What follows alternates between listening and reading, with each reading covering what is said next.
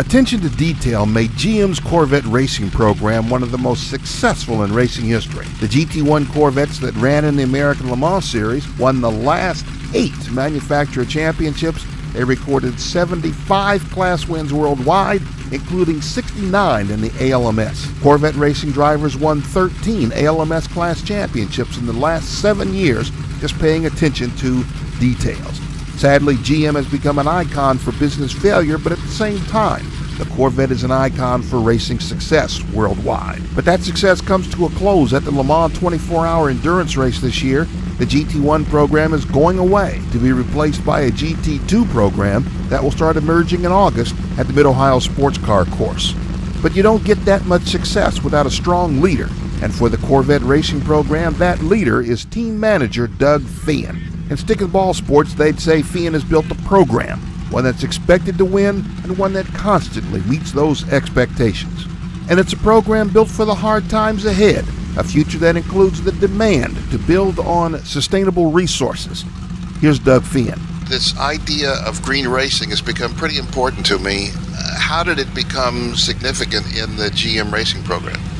I knew, and my responsibility for the program here obviously requires some GM funding. We have a very strong business plan, return on investment. It's quite a value from a marketing standpoint and a technology transfer standpoint to the company. But nonetheless, the company still does write a check. I looked at where the company was going green-wise, and GM is a leader in green technology, despite what some in the media might think. We were really on a hard mission to develop flex fuel vehicles, and when I say deliver, I mean get them in the hands of American people. We have over 3.5 million flex fuel vehicles out there right now.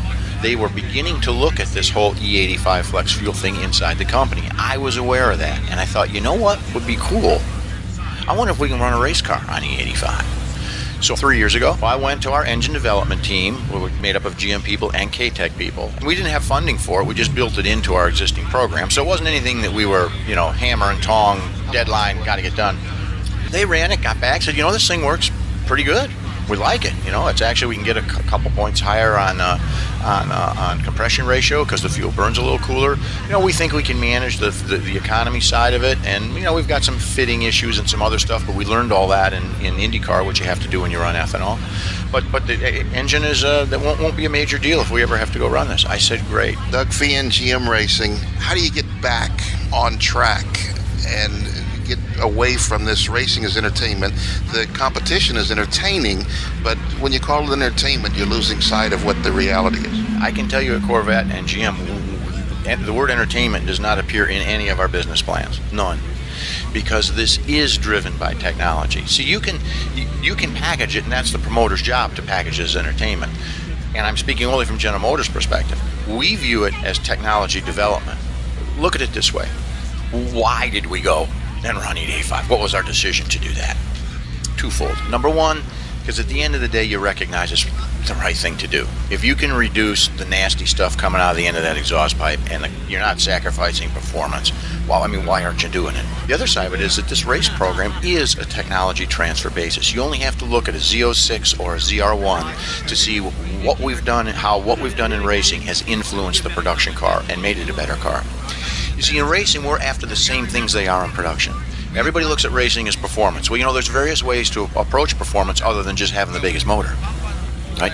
You can look at things like zero viscosity lubricants, which we're working with Mobil right now. You just dropped that on the table. Zero viscosity lubricants. What is that? Zero viscosity lubricants is very thin, almost water-like lubricant that has the same lubricant and thermal protection qualities as like a 10W50 would have, except because it is much thinner, all the resistance that goes on inside the engine, all the reciprocating parts, all the moving parts aren't slowed down by the thicker oil. Now that takes a huge amount of technology to develop zero viscosity, but that's what they're working on, and we're working on that with them. Is that in those two cars that are sitting out there now? They're not in these cars right now, but they are in our test engines for our new GT2 car, and they will be in the GT2 car.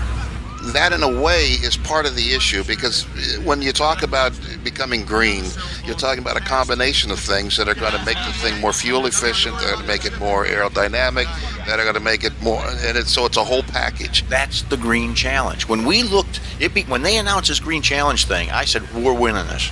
And that's when we set out to work to do everything we could do. That's my point. It's a bunch of little pieces that go into it, not just, what kind of gas mileage do you get, or are you using ethanol? You got to have all these other pieces together to make the most efficient machine. I mean, we can get to an answer way more quickly than you can in a test lab in an automotive company because we're not encumbered with all the politics that go on there. We get after it right now. Because you got to get it solved before the next practice session. You don't have till the next quarter to figure it out. 3 minutes, we don't have 3 years. Yeah, right. Okay? You got to get it done. Doug Fehan, GM Racing, when you go to GT2 next year, are you going to be able to do that kind of development, or is that better because you're closer to the production car that people can buy on the showroom? We won't see any drop off in developmental opportunities with GT2. As a matter of fact, we're going to see a little bit more only because it's a greater challenge. It does have a little bit more production content, which makes it more production relevant. So you have to work a little harder because you have a little smaller universe of things in which you can employ because of the rules. That's the beauty of the racing thing. You're constantly raising the bar on yourself, and GT2 is going to do that. Doug Fehan, GM Racing, is the future hybrids, electrics, or something we haven't thought of yet? Now, see, you've kind of answered, or you haven't answered the question, but what you've done is pose the quintessential question that has everybody involved in this business excited, because there's nobody here, including the all-knowing me, that can tell you where we're going to be in 3 or 4 years.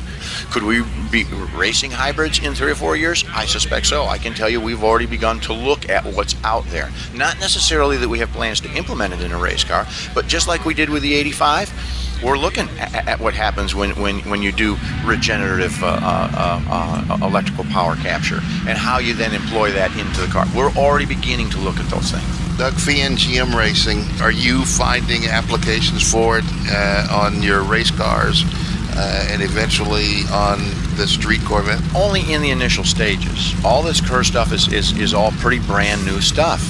All right. So whatever exists today isn't necessarily what's going to exist tomorrow or next year or 3 years from now. Hard to say where we're going to be, Bill. It truly is. But in and of itself, that's the excitement. That's what keeps you engaged.